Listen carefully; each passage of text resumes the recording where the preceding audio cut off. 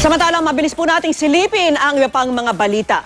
Sa Ormoc City, nahulikam ang pandurukot ng dalawang babae sa isang tindahan.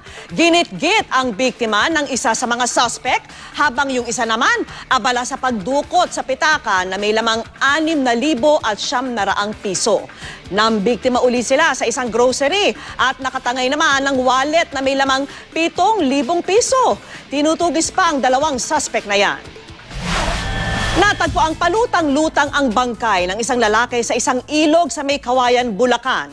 Nasa ilalim ng tulay ang bangkay kasama ng mga basura at water lily. Tinatayang 3 hanggang 4 na araw ng patay ang lalaki na tila may taga sa likuran.